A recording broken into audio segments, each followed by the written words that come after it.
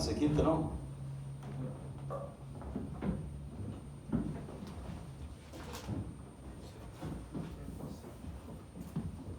Todos acharam? Sim?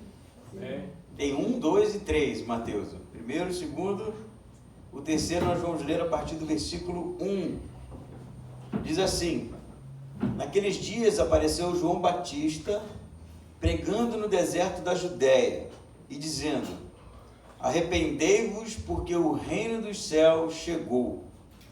Porque é dele que o profeta Isaías disse: voz do que clama no deserto, preparai o caminho do Senhor, endireitai as suas veredas. João usava roupas feitas de pelos de camelo e um cinto de couro. Alimentava-se de gafanhotos e mel silvestre. Habitantes de Jerusalém, de toda a Judéia e de toda a região do Jordão iam até ele e eram batizados por ele no rio Jordão, confessando seus pecados.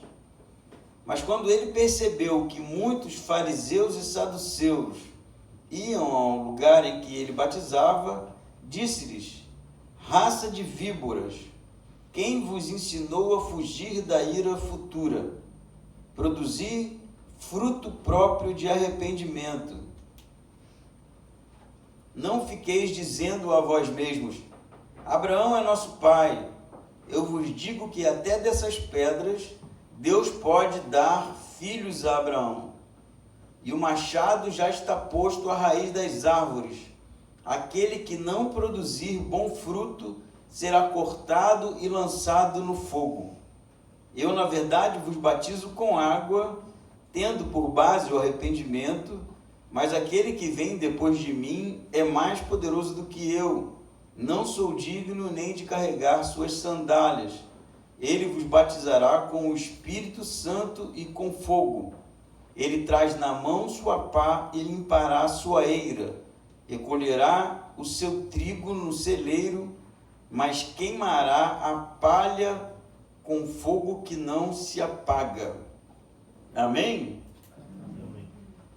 Você vai perceber que na narrativa de Mateus, ele salta da fuga de João e Maria para o Egito, e José, né, para o ministério de João Batista. Não é isso? Não há aqui uma necessidade em Mateus de narrar qualquer outro episódio, como por exemplo Lucas narra a circuncisão de Jesus, a apresentação no templo. Mateus tem certa urgência para realmente trabalhar o início do ministério de Jesus como sendo alguém que reconhece a persona e a autoridade de João Batista. Você vai encontrar, né, o relato de João Batista como aquele que marca o início do ministério de Jesus em todos os 4 evangelhos. Né? Conversava com Samuel aqui antes do culto, falando da importância de João Batista na história de Israel como um avivador, né? E o próprio historiador, que eu sempre cito, todos sempre citam, porque é muito importante para compreender o panorama do século I, do judaísmo do século I, que é o Flávio Josefo, que dispensa algumas frases, né, para realmente falar do João Batista como alguém relevante, importante e autoridade espiritual no tempo dele. João Batista, ele é um profeta chamado de profeta de transição no formato, né? Porque ele é alguém que se comporta, que vive, que fala, que prega como os profetas do Antigo Testamento, né? Ele tem todo um estilo rústico, rudimentar, como por exemplo, Mateus vai dizer para a gente que ele vive no deserto, né? Que a sua alimentação é uma alimentação simples, né? A gente lê, né? Hoje eu comia gafanhoto, que coisa mais estranha, né? Você pensa, porque a gente não come gafanhoto, mas no Oriente Médio até hoje se come gafanhoto, né? Gafanhoto desidratado É algo bem comum. E mel silvestre era algo bem fácil de ser conseguido nos desertos. Então, a alimentação de João Batista era, e isso que o autor quer dizer, simples, né? Porque ele era alguém que não se alimentava como as pessoas dos centros, não se vestia como as pessoas do centro, e a gente vai falar mais disso, e não vivia no centro. Né? Ele não era, né, um fantasma que caminhava no deserto, no meio das tempestades de areia, não. O deserto, na verdade, era lugar para muitas comunidades espiritualistas, né? Eles viviam em cavernas. Não sei se você sabe, mas um dos achados arqueológicos mais importantes, né, dos últimos tempos, que são os textos de Qumran, que foram achados em cavernas do deserto, né, onde essas comunidades, como essênios, como os próprios membros da comunidade Qumran viviam. Então, João Batista era alguém nesses termos, né? Ele vivia de maneira ascética, de maneira distinguida dos que buscavam o conforto dos centros, o modo de vida, a subsistência dos centros. Ele era alguém bem parecido, né? E a gente vai falar mais disso, de um outro personagem do Antigo Testamento chamado Elias, né? Que se veste igual, inclusive, e tem uma pregação exortativa bem semelhante de João Batista. O que Mateus começa falando para a gente que é importante? Ele diz, versículo 1, naqueles dias, que dias, né? Na verdade, naqueles dias é uma expressão bem breve para tratar de algo que vai dar início ao ministério de Jesus, o ministério público de Jesus, né? Então ele não está dizendo naqueles dias, quando Jesus era criança, já se passaram anos, né? E Jesus vai ser batizado aqui por João Batista, então já na sua fase adulta. Então você tem um lapso temporal, não é a intenção do autor narrar a infância de Jesus ou algo do tipo, mas o início do ministério público de Jesus. Então Jesus foi revelado por Deus, né? Maria se encontra grávida do Espírito Santo, Jesus nasce de maneira sobrenatural, recebe visita de personagens especiais, é perseguido, e agora há um salto para o ministério público de Jesus, que é o que vai acontecer na continuação desse capítulo. Ele diz então que naqueles dias apareceu João Batista pregando no deserto da Judéia. Uma vez eu ouvi isso lá em Minas. Eu não vou nessa igreja não, porque nós não seguimos João Batista, porque era a igreja batista, né? E a pessoa achou que ser batista era ser seguidor de João Batista, né? Mas não é isso. Ele é identificado como o Batista, porque Batista não é um sobrenome, né? As pessoas não tinham sobrenome no primeiro século. Ela tinha um primeiro nome e era identificado ou com a sua profissão ou por ser filho de alguém, né? Por exemplo, o Pedro, né, cujo nome em aramaico é Simão, é chamado de Simão Bar-Jonas, e Bar-Jonas não é um sobrenome, é Simão Bar, que significa filho, e Jonas, um nome do pai de Simão, então é Simão, filho de Jonas. João Batista, na verdade é João o Batizador, é aquele que batizava as pessoas. Então, a missão de João como alguém que pregava arrependimento e batismo é que vai marcar a personalidade dele como João Batizador e não como um sobrenome de João Batista ou um nome próprio ou algo do tipo. Então ele é João, de nome João, que era um nome bem comum, o batizador, aquele que batizava as pessoas. Diz então que ele pregava onde? No deserto. Isso é algo bem importante aqui. João não era um profeta que estava nos centros pregando. Ele não estava lá em Jerusalém, ele não estava no templo como Jesus estava, né? Jesus pregou no templo inúmeras vezes e pregou em sinagogas, né? Assim como Paulo também se dirigia para locais públicos, porque era o local de maior movimentação, né? João Batista não. João Batista não vai para o centro pregar. O centro vem até João Batista. João Batista está no deserto pregando, e as pessoas, vai dizer o texto, saem dos centros para irem ouvir João Batista no deserto. Não é isso que está dizendo? Que diz assim, apareceu João Batista pregando no deserto da Judéia. Então, era o lugar onde as pessoas não queriam estar, não é? Porque era quente, porque era um lugar árido, porque não tinha o que os centros podem oferecer, mas era lá que João Batista pregava.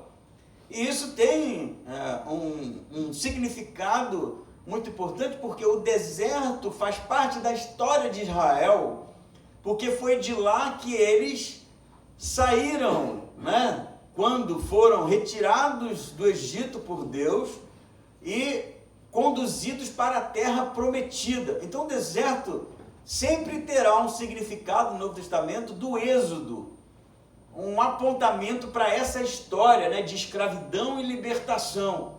Então, isso é importante no ministério de Elias, porque Elias, e o texto vai falar mais sobre isso, é um profeta que está fazendo uma transição, né, de um modelo do Antigo Testamento para um modelo do Novo Testamento, de uma teologia do Antigo Testamento para uma teologia do Novo Testamento, e para uma libertação presente no Antigo Testamento que vai se dar no Novo Testamento, como o texto vai falar para a gente.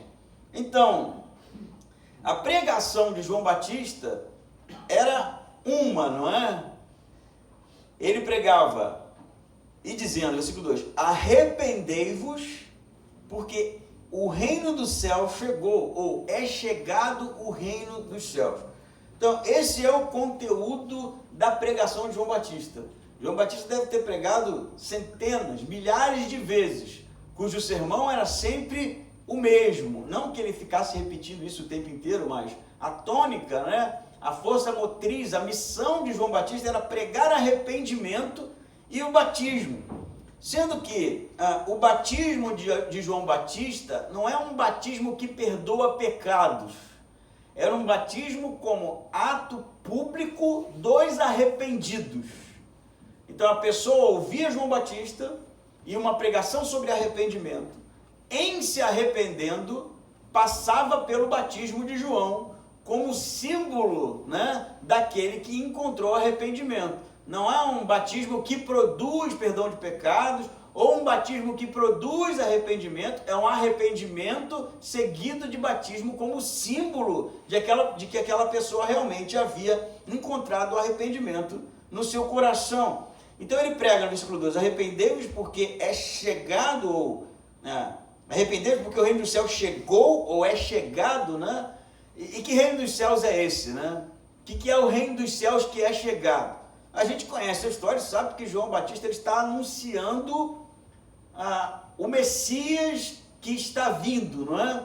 Na pessoa de Jesus, como o Evangelho vai demonstrar para a gente. Mas é muito mais do que simplesmente anunciar um personagem esperado, né, pelos judeus como um libertador da opressão. É sobre promessas do Antigo Testamento de que o próprio Deus iria estar com o seu povo. Isso vai estar aqui nas palavras de Isaías, quando, por exemplo, no versículo 3, na continuação, ele diz, porque é dele que o profeta Isaías disse. E aí, qual é a citação de Mateus? Vós que clama no deserto, preparai o caminho do Senhor e endireitai as vossas veredas. Essa citação é de Isaías 40, versículo 3. E o texto, né, de Isaías, ele é um texto que foi dito por Isaías do período em que o povo estava sendo levado para a Babilônia, escravizados, né? Foram escravizados e levados para a Babilônia.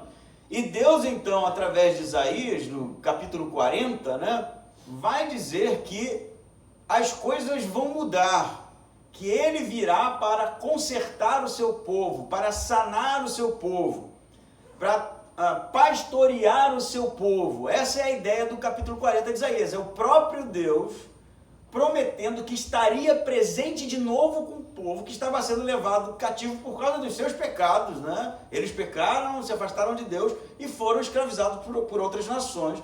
Mas Deus diz, isso vai terminar e eu vou estar com vocês.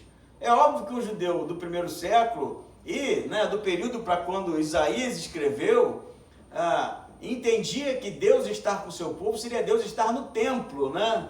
Porque a presença de Deus no Antigo Testamento se dava no templo, né?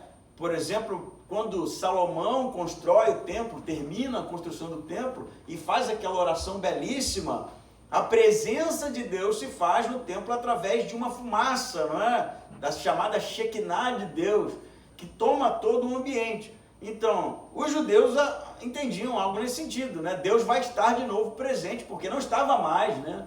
Mesmo depois do povo ter retornado do exílio, da escravidão babilônica, e o templo ter sido construído, você não tem mais a presença de Deus no templo. Então, a promessa que Mateus está citando de Isaías como disse, Deus estaria presente de novo, Deus arrumaria as coisas, pastorearia seu povo novamente e consertaria, né, a nação. Mas aí Mateus pega isso e diz que essa profecia estava se dando naquele momento. De que maneira? A voz que clama no deserto, né, endireitai as vossas veredas, isso significava Isaías que Deus está vindo, então a estrada precisa ser consertada, né? Os deslizes, tudo precisa ser arrumado para a vinda do rei. Essa é a ideia.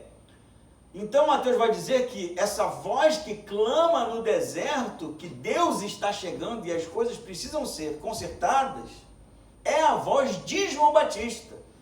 Então Isaías estava falando da pessoa de João Batista, que viria e pregaria e insistiria para que Israel se preparasse, porque o rei estava voltando, porque Deus estava voltando, porque Deus estaria presente novamente com seu povo. Por isso a necessidade de consertar as estradas, né, que aqui vai representar na pregação de João Batista o arrependimento. O que é que tem de interessante a mais nisso? É que para Mateus, o Deus que estará presente é a pessoa de Jesus, para quem João Batista está preparando o cenário, não é?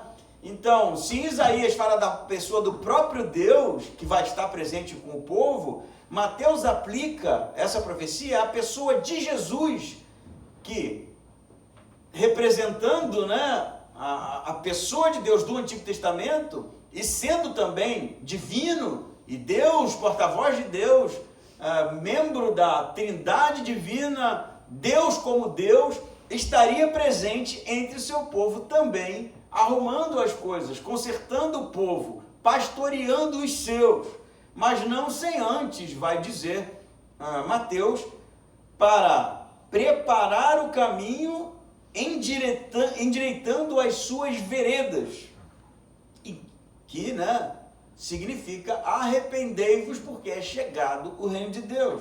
E o que ele diz mais para a gente no versículo 4? Como falei, João usava roupas feitas de pelos de camelo, então era pele, na verdade, de camelo, que era comum, né, para pessoas muito pobres. Elas usavam esse tipo de vestimenta, era algo bruto, né, áspero. Você já deve imaginar, uma roupa de pelo de bicho não era a coisa mais confortável do mundo.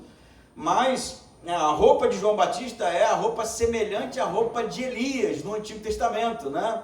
Porque haviam profecias dos profetas de que Elias voltaria, né? Elias vai voltar, Elias vai voltar. Na verdade, não era a própria pessoa de Elias que voltaria, né? Como algum tipo de reencarnação, né? Isso é uma tremenda de uma besteira, visto Elias não ter morrido, né? Elias não morreu no Antigo Testamento, ele foi levado para os céus. Então, a ideia dos profetas de que um profeta com a mesma autoridade de Elias anunciaria a vinda do Messias. E a roupa de João Batista é uma roupa idêntica, né? A de João Batista, que realmente está aqui para que ele fosse identificado como esse profeta de quem os profetas falaram no Antigo Testamento. E fala da sua alimentação, do cinto de couro, que também era uma coisa que Elias usava para prender a sua roupa, né? E ele vai dizer mais para a gente no versículo 5. Habitantes de Jerusalém, né? Vê quem é que vai ouvir João Batista. Não eram os moradores do deserto, né? As comunidades do deserto. Eram habitantes de Jerusalém, de toda a Judéia e da região do Jordão, que era a região fértil, né? Iam até ele. E no versículo 6 diz: e eram batizados por ele no Rio Jordão, confessando os seus pecados. É claro que eles não chegavam lá e diziam para João Batista: pequei, né? Eu fiz isso. O próprio ato de voluntariamente ser batizado por João Batista já era uma confissão de pecado, visto que a pregação de João Batista era arrependei-vos, né? Então, à medida em que as pessoas entendiam o arrependimento, elas eram conduzidas por João ao batismo. O que tem de sensacional aqui, ou de diferente, ou de diferenciado no batismo de João? O João Batista, ele é o que vai dar origem a esse tipo de batismo. Porque o batismo já existia no primeiro século, mas de outra maneira. O batismo era um batismo para purificação, por exemplo, né? Que era o ato da própria pessoa entrar na água, num cerimonial. Ela entrava na água para simbolizar que ela estava de alguma forma sendo ou se tornando pura. Então era um ato voluntário de autobatismo, se assim posso chamar. A pessoa passava pelas águas. Em alguns casos, o batismo para pessoas que iriam iniciar no judaísmo, né? Prosélitos, que eram gentios convertidos ao judaísmo, e aí elas passavam por um batismo iniciatório, mas elas mesmas entravam nas águas. Qual é a diferença do batismo de João Batista para esses batismos? O batismo de João Batista não era um batismo cerimonial, nem um batismo de purificação, era o batismo do arrependido, que não era ensinado e nem praticado no primeiro século. E outro diferencial é que o batismo de João era um batismo que ele batizava os outros, não era autobatismo. A pessoa se arrependia publicamente, vinha até João, reconhecendo ele como uma autoridade espiritual, como um profeta, e ele então mergulhava a pessoa na água, não a aspersão, né? Era mergulho, né? Na água, porque era assim que se praticava qualquer outro tipo de batismo, seja cerimonial, seja de iniciação, um mergulho na água, e então aquela pessoa tornava pública a sua confissão de pecados. Tendo dito isso, o que eu acho que é marcante nesse primeiro momento é que, é óbvio, né, passar por aqui sem falar do arrependimento, que é uma pregação comum entre João Batista e Jesus. Jesus continua a pregar como João Batista sobre o arrependimento de pecados. E a pregação de Jesus é o arrependimento para a salvação, não é? Mas outra coisa que é interessante é que o arrependimento não se dá nos centros, no texto. O arrependimento não se dá em Jerusalém. O arrependimento não se dá na Judéia. O arrependimento se dá onde? Na pregação de João Batista? No deserto, porque ele estava no deserto. Então o arrependimento em João Batista é muito mais sobre uma busca pela voz de Deus, que se dá através do profeta no texto, e encontrando a voz de Deus, o lugar de arrependimento é realmente algo que Deus proporciona, que Deus disponibiliza para que a mudança aconteça.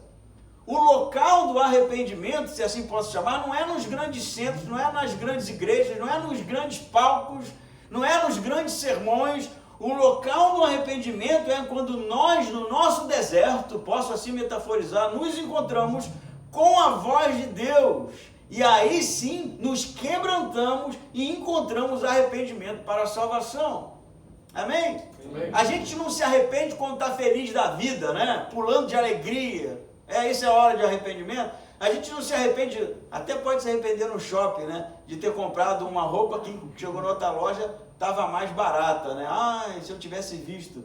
Mas não é esse tipo de arrependimento aqui, né? A gente não se arrepende nas multidões, né? Na verdade, multidão no Novo Testamento é sempre sinônimo de problema, né? A gente se arrepende realmente quando nós buscamos no nosso íntimo, na nossa privacidade, no nosso deserto, lugar de angústia, lugar de reconhecimento, lugar de reflexão, a voz de Deus. E ali somos tocados por Deus e há realmente o arrependimento. Mas eu queria falar algo mais sobre isso, porque eu acho que a nossa geração confunde um pouco a questão do arrependimento. A gente acha que arrependimento é uma emoção. A gente acha isso mesmo, porque se confunde. É uma espécie de remorso, não é? Não devia ter feito isso, né? Ou isso me trouxe consequências. E a gente se arrepende de ter feito uma compra no cartão de crédito parcelado em 12, né, e não ter conseguido pagar. Ai, caramba, as coisas, como vai ser? Agora já começa a sofrer por ansiedade, né? A gente se arrepende de dizer algumas coisas, porque, poxa, isso está me fazendo mal agora. Só que o arrependimento bíblico é uma mudança de direção. O arrependimento, nos termos do Novo Testamento, é deixar de seguir na direção que se estava seguindo. Entende? É muito mais sobre uma atitude no que tange a decisões erradas, decisões pecaminosas, decisões que desagradam a Deus, do que um frio na barriga, do que um arrepio. A emoção existe, somos humanos, né? Faz parte da nossa natureza, mas arrependimento não é sobre emoção, é sobre realmente uma conscientização de que o que se está praticando, que o que se está fazendo é algo extremamente desagradável para Deus. Essa consciência, entende? Eu não estou querendo aqui deixar a coisa racional, né? Ou fria. É óbvio que no dia que você se arrepender genuinamente, você vai cair chorando de joelhos, eu não tenho dúvida disso. Mas essa consciência precisa acontecer porque nós que nos encontramos com Jesus e fomos salvos por Ele e temos o Espírito Santo, também precisamos de arrependimento. Não arrependimento para a salvação, mas arrependimento para a mudança. Se aquele que é cético, que não tem nenhum tipo de crença em Deus, precisa de arrependimento, porque ela precisa entender a sua condição de pecador, não é? Porque ela precisa entender o sacrifício de Cristo, Jesus inocente, morrendo naquela cruz, padecendo por Ele, a salvação como algo imerecido, e todo esse reconhecimento gera arrependimento. Nós, como cristãos, precisamos também buscar lugar de arrependimento, porque erramos, e Deus espera que na confissão dos nossos pecados, no nosso arrependimento, sejamos tratados. O problema é que a gente confunde as coisas, e aí se aí não tem emoção, há apenas um discurso de arrependimento, que não segue realmente de um desejo ardente de mudança, entende? Vira só um terço que a gente reza, vira só uma frase que a gente diz, e aí a gente vai para o nosso momento de oração, quando conseguimos, e diz, me perdoe os pecados. Qual? Qual pecado? Se eu fosse Deus, eu iria dizer, você está falando de quê? Porque os seus pecados já foram perdoados na cruz. A sua condição de pecador já foi perdoada. Deus esqueceu que você é um pecador e lançou os pecados no fundo do mar. E você foi salvo, porque Deus, toda vez que olha para você, vê o Filho dele naquela cruz, carregando os seus pecados sobre ele. Ponto. Mas a gente peca ainda. E a gente precisa se arrepender disso, para que haja mudança. Para que Deus mude o nosso coração. A gente não pode se proteger no discurso salvífico de que todos os meus pecados foram perdoados e não temos realmente um momento para encontrarmos no nosso íntimo lugar de arrependimento pelas coisas que continuamos fazendo que desagrada a Deus. Por isso a voz de João Batista continua sendo uma voz latente no nosso tempo. Arrependei-vos, porque é chegado o reino de Deus. E você sabe de uma coisa? As igrejas se esqueceram do arrependimento. Os pastores se esqueceram de pregar sobre arrependimento. Não é um sermão que você se depara todo o tempo. As pessoas estão muito mais preocupadas em buscar algum tipo de conteúdo que faça com que elas se sintam bem consigo mesmas, do que a voz de João Batista que ecoa no sermão de Jesus e que chega até nós como uma voz que clama para que realmente nós encontremos no nosso íntimo, no nosso coração, o arrependimento, para que haja para que haja da parte de Deus o conserto com a gente, para que Deus conserte o que está quebrado com a gente. Amém? Isso não é verdade? É verdade, gente. Eu peco igualzinho vocês, né? E não estou colocando minha cara fora desse tapa, não. Mas sabe qual é a tendência? A gente achar que de alguma forma isso é menos agressivo, porque nós fazemos parte de algum tipo de comunidade da fé. E aí sabe o que acontece? A gente continua caindo no mesmo lugar. Caindo no mesmo lugar. Fazendo a mesma coisa. Como se Deus fizesse vista grossa. Mas eu tenho uma coisa para dizer para você. Deus se ofende intensamente com os nossos pecados. Muito mais do que antes. Porque antes nós não o conhecíamos. Hoje nós conhecemos. Entende isso? Então a gente peca não pela ignorância, a gente peca sabendo, por falta de vergonha na cara. É isso. É isso que acontece com a gente peca e peca mesmo, e Deus que se vire com isso. Mas a gente acha que o problema está em algum outro lugar externo a nós. Não, o pecado te arregaça, o pecado te detona, o pecado te afasta de Deus. E na hora de orar, a gente vai orar de maneira superficial, porque a gente tem medo, né? De que Deus acesse aqueles lugares mais escondidos, né? Onde a gente esconde essas práticas. E aí o nosso relacionamento com Deus começa a ficar superficial. E aí a nossa vida com Deus começa a ficar superficial. E a gente vai se afastando, porque nos tornamos hipócritas. Nos tornamos hipócritas. Porque se formos levar realmente a vida cristã a sério, Deus irá nos confrontar, para que nós venhamos a abrir a nossa boca e confessar os nossos pecados. E dizer: Deus, eu realmente estou falhando. Eu já entendi isso. Eu peco e peco mesmo desse jeito. E estou fazendo isso constantemente. E por isso eu peço ajuda, para que eu possa mudar, para que isso não aconteça mais. Precisa haver o reconhecimento. Percebam que João não está dizendo assim: vocês precisam deixar de pecar. Não é esse sermão, é arrependei-vos. É arrependimento. Arrependimento é identificar o problema e chegar à conclusão que você não pode mais fazer aquilo, que aquilo está causando dano. Isso é arrependimento. Não é arrepio, não é vontade de chorar, que ela venha, mas não antes da identificação. O que eu estou fazendo, gente? Que no final da história está me afastando de Deus, está entristecendo Deus, e eu não reconheci ainda. Aonde está esse problema? E eu tenho certeza absoluta, né? Sem medo de errar, que se a gente for fazer uma lista, ela não vai acabar. Não vai acabar. Por isso João Batista insiste: arrependei-vos, porque é chegado o reino de Deus. E todo aquele que se arrepende encontra perdão. Todo aquele que se arrepende encontra perdão. E aí eu vou dizer para você, a gente já até discutiu algumas vezes, né, sobre isso. Não, mas como é que funciona a justiça de Deus, né? Deus exige que haja uma punição por causa da sua justiça. O que Deus quer da gente é uma vida de santidade. Deus quer da gente uma vida de fruto do Espírito Santo. Deus quer da gente uma vida de relacionamento. Mas Deus quer de nós uma vida de homens e mulheres quebrantados. Quebrantados.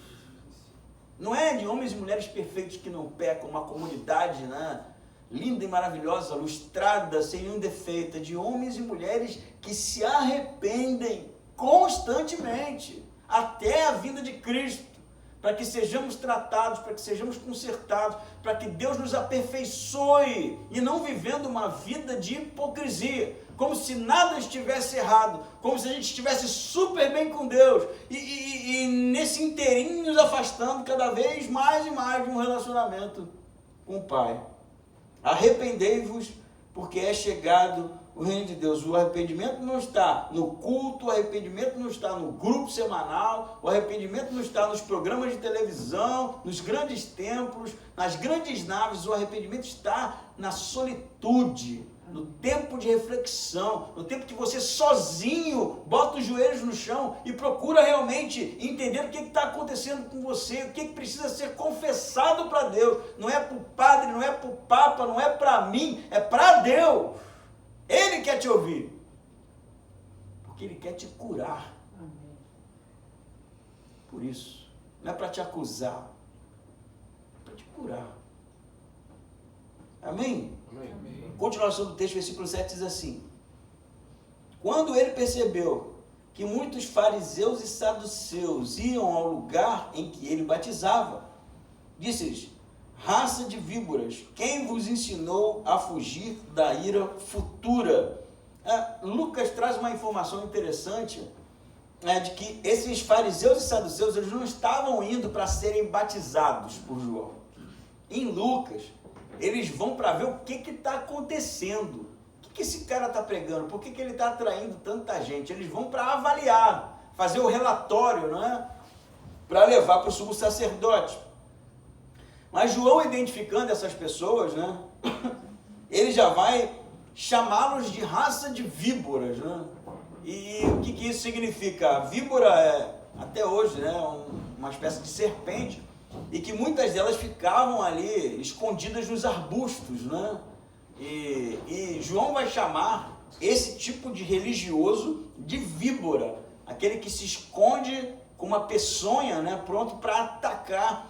E ele vai dizer que eles são como víboras que fogem, né, que fogem de serem mortas. E aqui ele diz que eles fogem da ira. Perceba isso aqui, a ira futura. Ira futura. A ira de Deus é uma entidade teológica dentro do Novo Testamento, dentro do Antigo Testamento, né? Existe algo da parte de Deus que é uma intolerância para com a pecaminosidade, para com a ação do homem no sentido do mal, da destruição, que vai realmente ser derramada no final dos tempos, né? Então existe um discurso em João que ele é escatológico, apocalíptico, né, da ira de Deus que virá sobre tipos como esses aqui, escribas e fariseus, que eram como que víboras, né? E ele vai dizer no versículo 8 assim: produzi frutos próprios de arrependimento, ou dignos em algumas versões, né?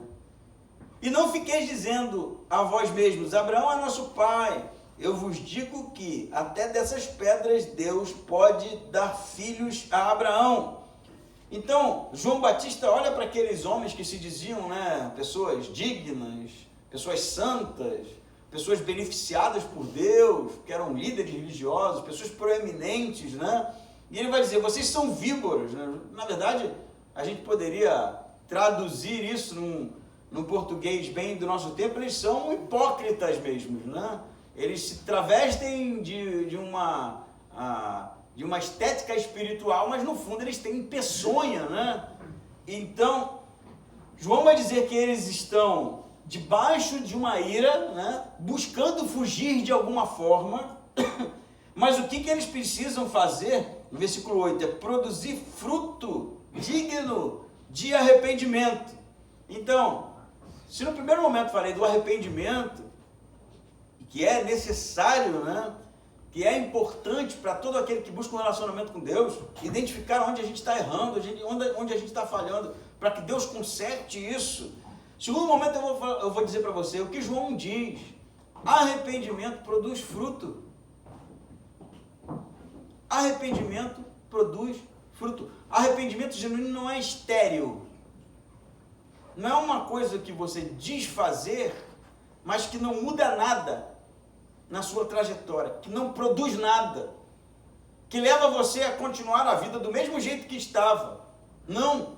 Arrependimento produz fruto. É um fruto próprio, adequado, específico do arrependimento. O que ele vai dizer mais? Versículo 9. Não fiqueis dizendo a vós mesmos: Abraão é nosso pai. Porque o que eles diziam?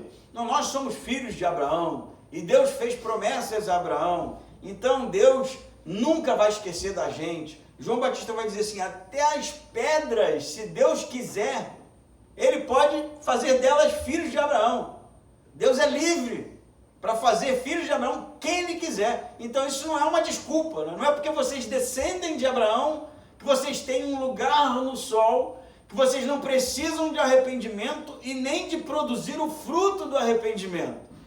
É como se João estivesse dizendo, ser filho de Abraão sem arrependimento não significa absolutamente nada. As pedras têm mais valor do que esse tipo de discurso. E no 10 ele vai dizer, mas o machado já está posto na raiz das árvores, e aquele que não produzir fruto, ou bom fruto, será cortado e lançado no fogo. Uma coisa que é importante aqui, você tem 3 contrastes aqui. Primeiro momento, discurso de João Batista, o centro versus o deserto, né? As pessoas saíam do centro para encontrar arrependimento no deserto, na solitude, no lugar da reflexão. Não era nos grandes movimentos, né? Não era em meia multidão, não era nos grandes centros, era no momento de solitude, no momento da pregação do João, no momento da reflexão. O segundo contraste agora que ele vai mostrar para a gente é, nós somos filhos de Abraão, versus o fruto do arrependimento.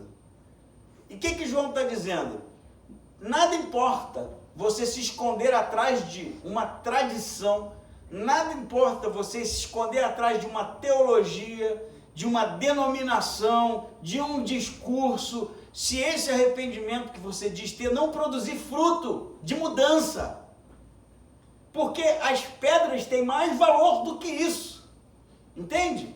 E isso é óbvio um ataque direto de João à religiosidade deles. Somos filhos de Abraão, nós somos doutores da lei, nós somos pessoas influentes no nosso tempo. Isso não significa absolutamente nada. Porque no discurso de João, o reino de Deus está chegando, você precisa de arrependimento. E vocês não me enganam, porque eu não vejo fruto na vida de vocês. É o que o João está dizendo. Vocês continuam fazendo a mesma coisa, roubando as viúvas, colocando fardo pesado sobre as pessoas. Vocês continuam do mesmo jeito, produzindo realmente mais dificuldade do que solução para o povo. Da mesma maneira, gente, nada adianta viver uma vida religiosa atrás como sempre falo, de grandes pregadores, de grandes multidões, de grandes templos, de grandes reuniões, de grandes movimentos. Se não estamos realmente encontrando lugar de arrependimento e se não está sendo produzido fruto na nossa vida de arrependimento. Então, o arrependimento genuíno precisa ser encontrado, sim, precisa ser confessado, sim, precisa, mas precisa produzir fruto. E esse fruto não é você que produz. Não é a gente não pode, não vai conseguir interpretar muito bem, de maneira que vá convencer Deus. Isso precisa ser algo natural, porque se há arrependimento, o fruto do arrependimento será produzido, será perceptível na nossa vida. Vida cristã não pode ser uma coisa equilibrada. Eu vou tentar melhorar isso aqui, né? Eu estava pensando um dia desse. Eu tenho uma característica, né, da minha personalidade. Você não vai encontrar muita surpresa num relacionamento comigo. Eu sou muito fácil de ler. É sempre isso aqui, né? Não vou um dia estar menos isso aqui, nem mais isso aqui. Sou bem assim, acordo do mesmo jeito que vou dormir na maioria das vezes, né? A mesma cara, as mesmas decisões, bem semelhantes, né? E tem gente que não, né? Tem gente que oscila. Tem gente que é mais entusiasmadas em alguns momentos, menos em outros momentos, né? Tem outras pessoas que realmente têm dificuldade de conduzir até o fim. Tem outras pessoas que são mais intensas, né? Nos projetos, nos relacionamentos. Há todo tipo de gente, né? Mas na vida cristã não tem uma coisa chamada equilíbrio, que você consegue ser retilíneo e uniforme, né? Até o final. Não é assim que funciona. A vida cristã é sempre uma progressão. Sempre. A gente está sempre crescendo, sempre sendo conduzido por Deus ao status de varão perfeito, sempre aperfeiçoado, sempre melhorando. Há uma progressão constante, isso é o fruto do arrependimento. É isso que o Espírito Santo produz na vida do crente. É claro, né? Já falei algumas vezes a título, quem sabe, de pedagógico, né? A gente está crescendo, está numa crescente no gráfico, mas se der um zoom, você tem oscilações, não é? Tem pequenas oscilações, mas ela sempre produz uma progressão dentro do gráfico da vida cristã. Isso se chama fruto. O fruto do arrependimento é um aperfeiçoamento da parte de Deus, é um melhoramento. Se você era engajado antes, vai ser mais agora. Se você orava antes, vai orar mais agora. Se você lia mais as Escrituras, vai orar mais agora. Sempre sendo levado para uma progressão, para uma melhora no relacionamento com Deus, no relacionamento com a igreja, na vida espiritual, na oração, no evangelismo, no desejo de fazer a vontade. Tudo isso, gente, é aperfeiçoado da parte do Espírito Santo. Porque houve arrependimento em um determinado momento. O problema é quando não tem nada. Não tem nada, a gente continua assim, ó. E você sabe que na medicina, quando a pulsação fica assim, é porque morreu. Tem nada lá. Eu, na minha reflexão sobre a minha personalidade, um dia desses, o primeiro texto que me veio na cabeça é: quente ou frio? Deus vai dizer em Apocalipse: morno, vomitar-te-ei da minha boca. Porque Deus não tolera vida espiritual morna, que não é fria, mas também não é quente, está ali no equilíbrio, sabe? Está ali certinho, ó, não muda nada. Mas eu também não piorei, né? Do copo cheio, ó, eu não caí. Do copo vazio, mas também não foi para lugar nenhum. E que tipo de vida espiritual é essa? É uma que não é conduzida pelo Espírito Santo, porque o Espírito Santo sempre levará o crente ao aperfeiçoamento. Mas para que isso aconteça, João Batista vai dizer: arrependei-vos. Você precisa se arrepender. Você precisa identificar onde vocês estão falhando. E o pecado que a gente precisa se arrepender nem sempre é algo que a gente fez, tá? Pecado também é quando a gente não faz. E Jesus vai dizer isso. Deixar de fazer o bem é pecado. Deixar de ouvir a voz de Deus é pecado. Deixar de fazer o que Deus quer é pecado. Isso é pecado porque é desobediência. Então o pecado não é só, não pense vocês num discurso ético: não fiz, ou melhor, fiz algo de errado. É que a gente pensa sempre assim: e o que você não está fazendo que deveria estar fazendo? A gente põe aonde isso? Isso está impedindo você de avançar, está impedindo você de conhecer a Deus, está impedindo você realmente de produzir o fruto do arrependimento, de produzir uma vida cristã em progressão, de produzir crescimento, não que você vá produzir, mas que o Espírito Santo vai fazer isso na sua vida. E isso é importante. Por isso João olha para aqueles homens, né, que se diziam ser os caras, e só vê religiosidade, discurso vazio. Se a gente acha que João aqui foi pesado quando chamou eles de víboras, né, eu só vejo víbora mesmo nas séries ou nas novelas, né? Sua víbora. Acho que é meio até brega, né? Chamar alguém de víbora. E a gente acha, não, mas nesse tempo aqui João estava pegando pesado, né? E Jesus pegou muito mais, tá? Jesus chegou a chamar esses homens de sepulcro caiado, um túmulo bonito por fora, né? Mármore branquinho, mas por dentro putrefação. Essa é a realidade do religioso, do que se esconde atrás da denominação, do grupo, dos movimentos, dos discursos, das teologias. É podre, porque realmente não deixou Deus produzir transformação. Primeiro momento, primeiro contraste: o deserto do arrependimento versus os centros, as massas, os grupos.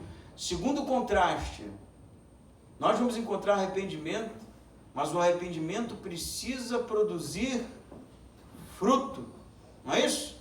O arrependimento precisa produzir fruto.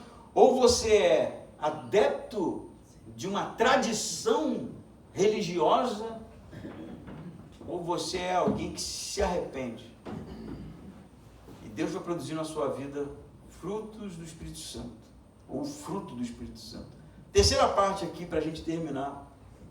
Ele agora no versículo 11 anuncia, né, o Messias que está vindo. Ele diz: eu na verdade vos batizo com água, tendo por base o arrependimento, mas aquele que vem depois de mim é muito mais poderoso do que eu. Não sou digno nem de carregar suas sandálias. ele vos batizará com o Espírito Santo e com fogo. Ele traz na mão sua pá e limpará sua eira. Recolherá o trigo no celeiro, mas queimará a palha com fogo que não se apaga. Segundo momento, nós vimos o contraste da tradição e a produção do fruto que o arrependimento gera. No terceiro momento, você tem aqui a palha que vai ser separada e o trigo, não é isso? Você tem a palha que vai ser lançada no fogo versus o trigo que vai ser recolhido. Você tem outra metáfora que ele disse: o machado está posto na raiz das árvores. A árvore que não produz fruto é cortada. A árvore que produz fruto, não. Então você tem a árvore que não produz fruto versus a árvore que produz fruto. A palha que será queimada por um fogo que não se extingue, é o que ele diz, versus o trigo, né, que é útil, que é algo que pode ser usado. Tem algumas coisas interessantes aqui, por exemplo, a eira, né, era um lugar, ainda é em alguns lugares, onde se bate o trigo, né?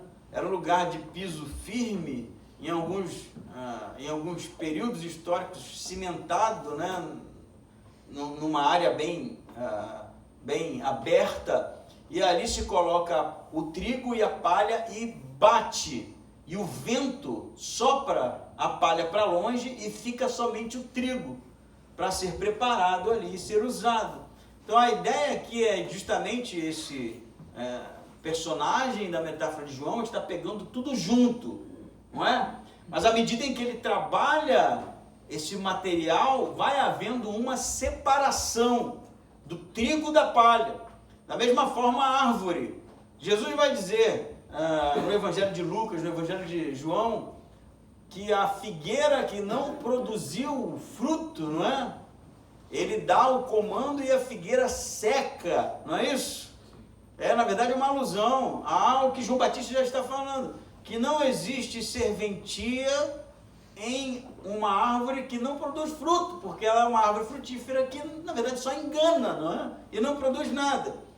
Então, nesse terceiro momento, João Batista vai dizer: vai vir alguém mais poderoso, com maior autoridade do que eu. E na continuação, se for ver o versículo 13, é sobre Jesus, né? Que vai ter início aqui no seu ministério público. Mas esse Jesus que João está anunciando, esse Messias, né, maior que ele, a pregação desse Messias será diferente da de João, porque João, mediante arrependimento, batiza na água, não é isso? E o batismo ali como simbolizando o arrependimento dos pecados e vida nova, nova vida. Esse que virá, batizará com o Espírito, é o que ele vai dizer. Então, é algo que já havia sido profetizado, por exemplo, em Ezequiel, que Deus fala que lavará os corações com a água do Espírito, né? Em outros textos, como Joel, que diz que o Espírito Santo seria derramado sobre toda a carne. É uma promessa do Antigo Testamento, toda a carne, toda a pessoa, né? Então, João está dizendo, está chegando aquele que Deus havia falado, que derramará o Espírito. Então, o batismo de Jesus, né, porque nós conhecemos o texto e sabemos a quem João se refere, é um batismo diferente do de João, porque é um batismo que, além, né, do batismo nas águas, sela o indivíduo com o Espírito Santo, o Espírito da promessa, o Espírito da salvação, né? Não há salvação sem o Espírito Santo, isso não existe. Do ponto de vista do Novo Testamento, a salvação se dá através do recebimento do Espírito Santo, que acontece depois do arrependimento. Se arrepende dos pecados, se reconhece sua condição de pecador, então, em sendo genuíno esse movimento, se recebe o Espírito Santo da parte de Deus como selo, que é o batismo de Jesus, não é? Não é um batismo posterior ao arrependimento, como esses movimentos neopentecostais ensinam, né? Você se arrepende hoje e tempos depois, de acordo com a vontade de Deus, você recebe o Espírito Santo. É o selo da promessa, é o selo da salvação, é o batismo de Cristo. Você recebeu Jesus como Senhor e Salvador da sua vida, você é selado com o Espírito Santo. Esse é o batismo de Jesus. Mas ele diz que Jesus vai batizar também com fogo, com o Espírito e com fogo. E aí há uma discussão, que fogo é esse? Do que João está falando? Alguns vão dizer que o fogo é o que vai acontecer em Atos 2, né? Quando os discípulos veem as labaredas de fogo, né? E ali recebem o Espírito Santo, melhor, né? São enchidos com o Espírito Santo, que é o que o texto diz, e que essa que é a referência de João. Mas se você lê no texto, fogo no discurso de João não está muito bem atrelado a isso. Fogo no discurso de João vai aparecer algumas vezes aqui. Ele vai dizer que a palha será recolhida e será lançada no fogo. E depois ele diz que esse fogo é um fogo que não se apaga. E que Jesus é aquele que batizará no Espírito e no fogo. Então, a discussão existe, mas me parece que o que João está dizendo é que aquele que virá depois dele anunciará um batismo com o Espírito Santo, mas também anunciará juízo. E um juízo muito pior do que o que João está pregando. Porque o juízo que João prega o machado já está posto na raiz, não é? Você precisa mudar, as coisas estão ficando ruins, não é? Mas no terceiro momento do discurso de João, Jesus é aquele que vai fazer uma divisão, de uma vez por todas. Você tem, no terceiro contraste, aqueles que receberam o Espírito Santo e que são batizados pelo Espírito Santo, porque se arrependeram, e aqueles que não, como os escribas e fariseus, que esses encontrarão o fogo do juízo, o fogo do juízo de Jesus, o fogo do juízo de Deus. E que tipo de fogo é esse? É o fogo que não se apaga, né? E a gente sabe, antes que você comece a pensar numa espécie do inferno de Dante aí, né? Que as pessoas estão queimando num lugar de fogo, né? Com o Satanás enfiando um tridente na sua barriga. Não é bem assim a imagem. A ideia do fogo no Novo Testamento, na maioria das vezes, na maioria esmagadora das vezes, é sobre o juízo de Deus. É sobre Deus julgando de maneira realmente direcionada para a sua ira contra o pecado. O juízo é sobre aqueles que não se arrependem. O juízo é sobre aqueles que realmente não encontraram lugar de arrependimento. O juízo é sobre os hipócritas. O juízo é sobre os que pecam e se travestem realmente de santidade, de espiritualidade. O juízo é de todo aquele que não recebeu o Espírito Santo, porque realmente não encontrou lugar de arrependimento. Isso não vai acontecer, porque só há salvação se você tiver o Espírito Santo na sua vida. O Espírito Santo não é um vento, o Espírito Santo não é uma presença, o Espírito Santo não é uma energia.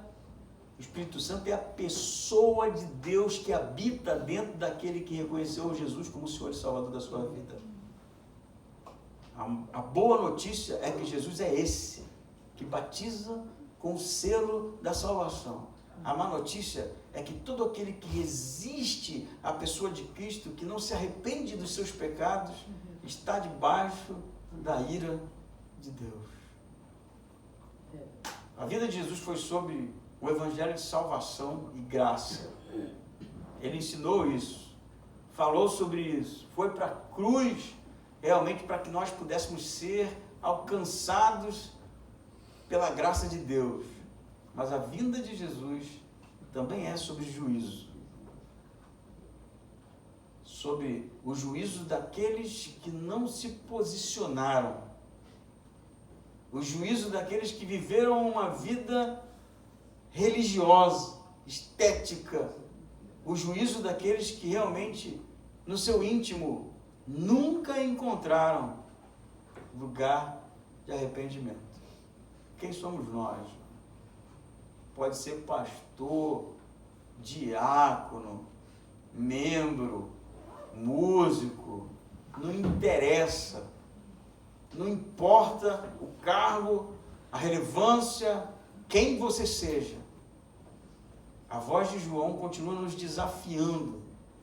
Arrependei-vos, porque é chegado o reino de Deus. Amém? Vamos ficar em pé?